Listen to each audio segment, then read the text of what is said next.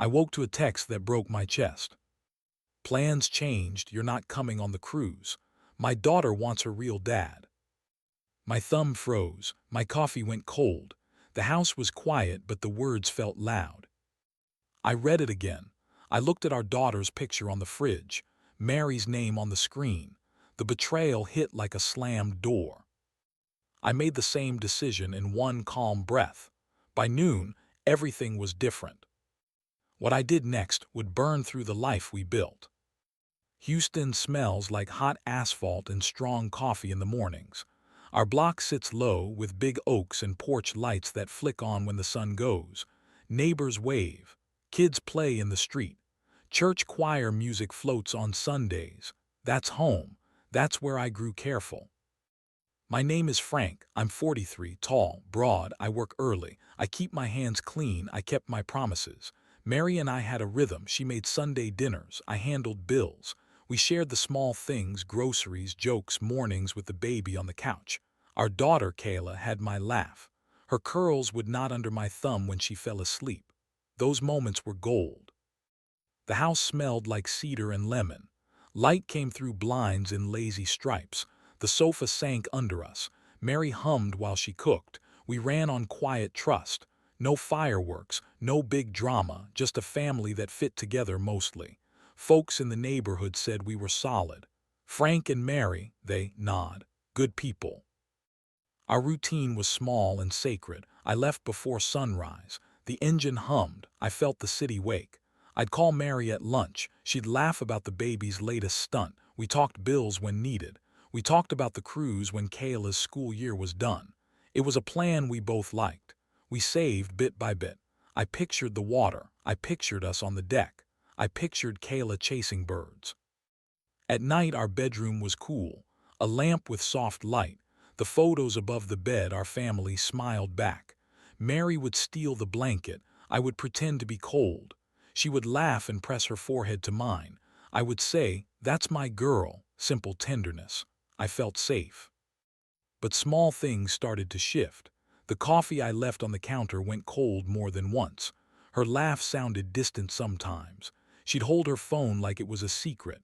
Once I found a lipstick that wasn't hers in the car, faint, new. I pocketed it like a quiet question. I asked myself nothing at first. I told myself to trust the shape of our life. Something was off. I felt it like a note out of tune. I didn't know what note it was, but I would find out, and the discovery would change everything. The first real sign was small. It came on a Tuesday. I was making pancakes. Kayla was watching cartoons. Mary was downstairs on a call. I heard the low hum of her voice. It was businesslike, sharp. She laughed once, short and private. She stepped outside. The porch light tucked her in shadow. "Everything okay?" I called. My voice was soft. I heard footsteps.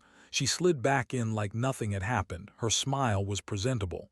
"Yeah, babe, just a work thing." She kissed my cheek. Her lips tasted of cinnamon. She sounded honest. My chest eased for a moment.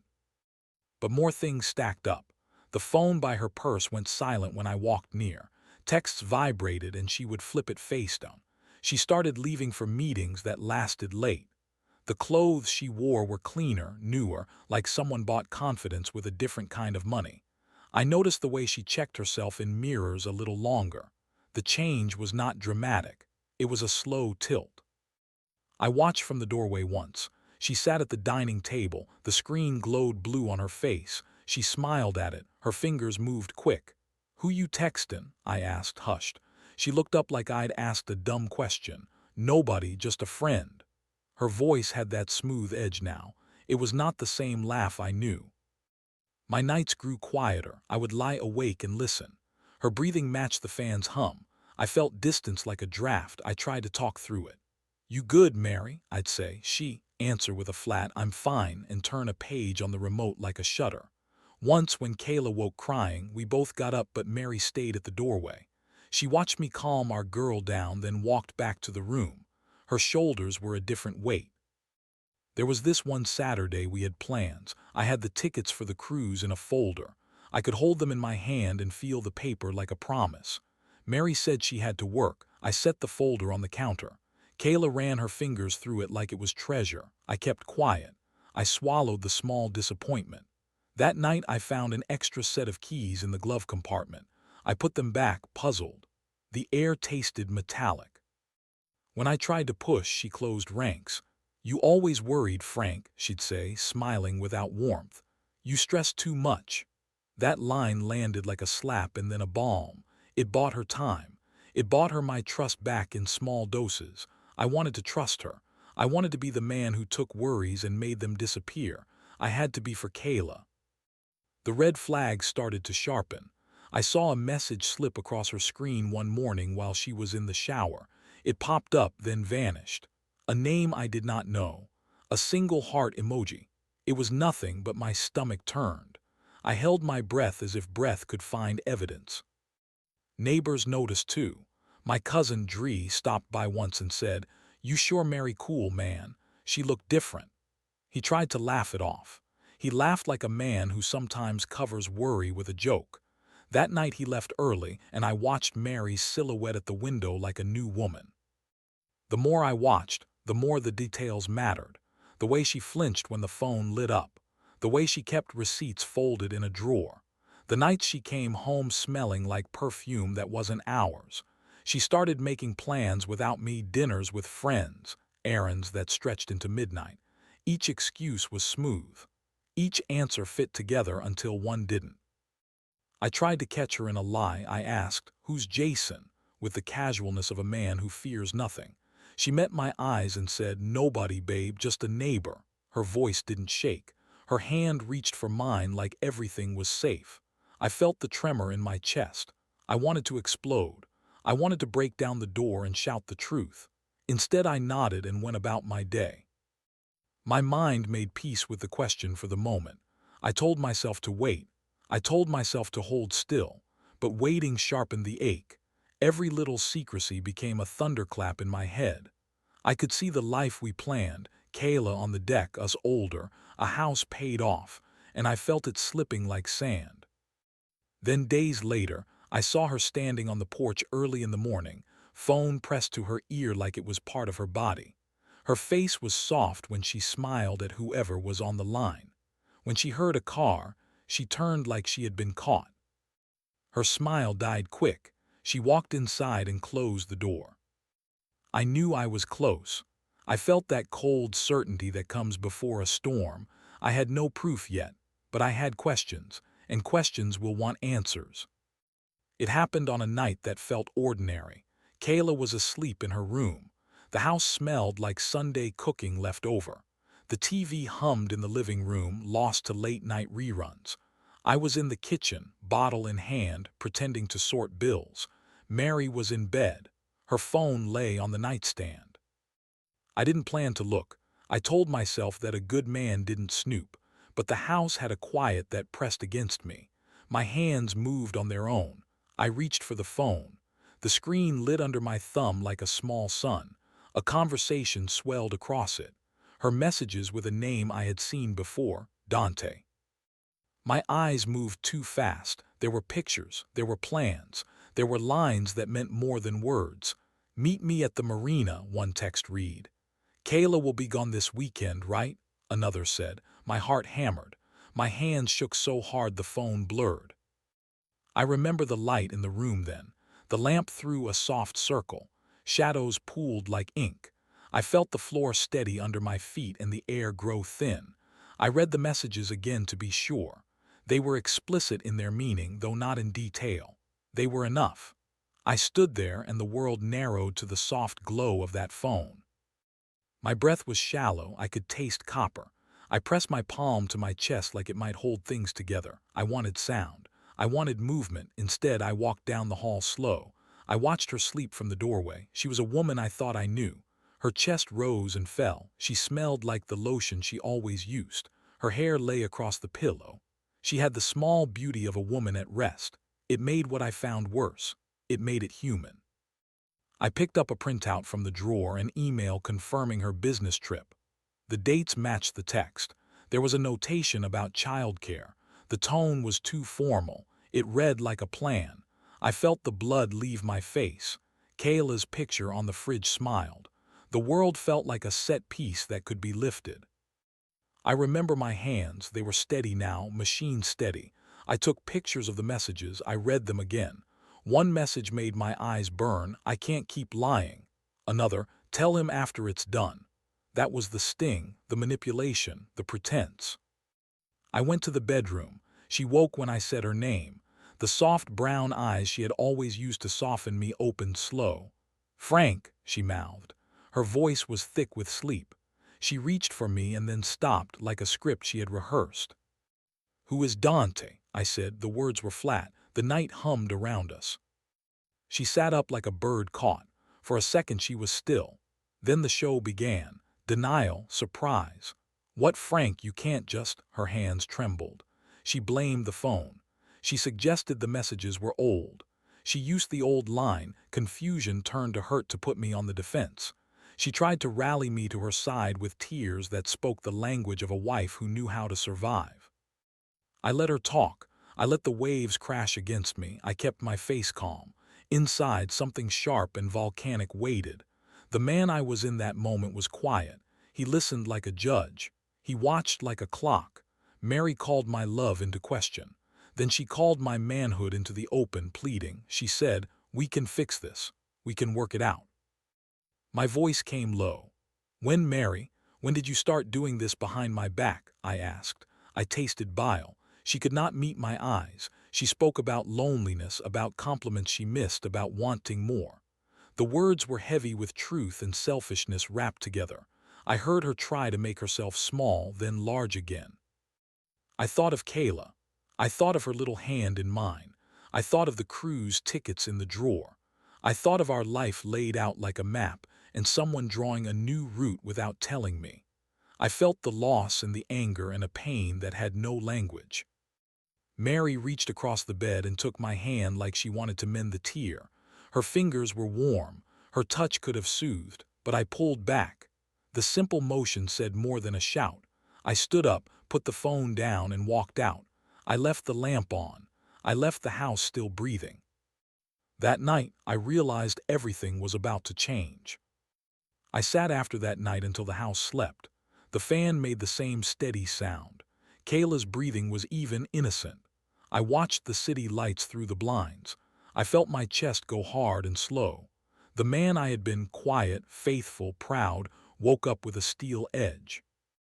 I did not scream. I did not break things. My plan began with silence. I am a man who believes in action, not theater, so I moved like water. I kept my face calm. I kept my routine. I kissed Kayla awake and took her to school. I went to work. I filed paperwork. Normalcy was my mask. But under that mask I moved. First, I gathered what I needed. I took photos of messages. I saved emails. I copied bank transfers. I made a folder, digital and a physical one, in a lockbox at my cousin Dree's house. I printed statements. I made copies of receipts. It felt clinical. It felt cruel, but it was necessary. I called my lawyer softly, like I was asking for advice and not a demolition plan. "You sure you want to go through with this?" he asked. I answered, "I want to protect my daughter." That was the truth. He told me to keep everything quiet. He told me to isolate finances if I could. He told me about steps, move accounts, freeze payments, get legal counsel. He warned about drama. He said, "You won't want to show anger in court. You'll want calm." So I became calm. I moved money from joint accounts to my personal one. I set up a separate line for bills. When the cruise company called, I canceled with reason, scheduling, conflict. I did not explain. I sold the house in a way that would be clean. I didn't shout. I signed papers. My face didn't betray me. People around me noticed my distance. Dree asked, "You good, man?" I lied. "Been tired." My mother called and said, "You sound different, son." I told her I was fine. I kept my public face providentially steady. I did not post anything. I did not fight in the neighborhood barbecue. I let rumors spin and watched them like a man watching a small fire, planning where it would burn. I spent nights in the car sometimes. I would drive past the marina where the messages said, "Meet me." The lights reflected off the water. I would sit with the engine whispering while I reviewed thread after thread. I made a map in my head. Each name, each time, each place. The picture came clear. At work, I was efficient. I was polite. No one saw the file I carried like a stone in my bag. I arranged for witnesses quietly. I talked to Kayla's teacher about custody plans under the guise of making sure the child was secure. I asked questions that sounded like a father wanting better for his child. People thought I was being protective, and I was. But there was a method to the protection. I also watched Mary. I played the normal husband when others were around. I let her laugh. I let her think I did not know. I would put my hand on her back and feel the lie in her shoulders. It hurt. Each time she wore the perfume that wasn't hers, I felt the cut deepen. But I never gave her the satisfaction of a fight. I let her think she had time. The cruel part was the selling of the house. We had built it with sweat. I watched the agent appraise the rooms with a neutral face. I signed my name with a steady hand. People called to ask where we'd go. I told them we were making a change. It was true. I just didn't tell them the how or the why. When the buyers walked through, Mary smiled for them like a woman on a stage. I watched her perform while my heart tightened. I also changed passwords, small practicalities. The thermostat could no longer be adjusted by her from her phone. The safe code changed. Tickets were refunded. Payments were reversed where I could. I took care to follow law and paper trail so everything I did would stand up later. At night, I rehearsed the conversation I would have. I practiced a voice that was quiet and unblinking. I wanted her to see that I was not broken. I wanted her to see that I had chosen to stop being the man who waited for apologies. The man she knew would no longer be the same. Friends noticed the chill. They asked if I wanted to go fishing. Later, I said, I declined cookouts. My life contracted to the essentials: Kayla, the evidence, the quiet. The more I gathered, the more resolute I became. The pain turned into something like clarity. My hands would shake sometimes when I opened the folder, but the shaking was different now. It was not only hurt. It was a power that had been given back to me in papers and proof. I wanted to hurt her where it mattered, where trust and security lived. I wanted justice, not blood, not ruin for the sake of cruelty, just an exacting rebalancing. I finalized the papers. I set up a meeting with the lawyer. The day I chose to confront her, I was no longer the same man. I was quieter, I was cooler, and I had a plan. I picked the night quiet enough that even the clock sounded loud. Kayla had a sleepover at her aunt. The house felt hollow in a way that makes echoes long. Mary came in from dinner, humming. She had on a dress that made the light think of silk. She looked surprised to see me waiting at the table. "Hey," she said, folding her hands like she expected small talk. The kitchen light painted her face the warm color of syrup. I poured 2 glasses of water and sat down. I kept my voice low. "Do you remember the cruise tickets?" I asked. She smiled in that way that suggests you are being sentimental. "Yeah, you've been excited." "I canceled them," I said. I set the folder on the table. It landed like a verdict. Her smile faded. "Frank, what are you doing?" "I found messages," I said. I laid the phone on the table. The screen showed threads. I had them printed too. I slid them over like evidence in court. I found the emails for the business trip. I found plans. I found receipts. She looked at the papers like they were animals. Her face changed. First denial, then a tremor. You can't do this. This is private." She was breathing fast now. Her hands were small, colors in the lamp light. "This is my family," I said. My voice had the calm of someone who had rehearsed losing a limb. "This is my daughter's life."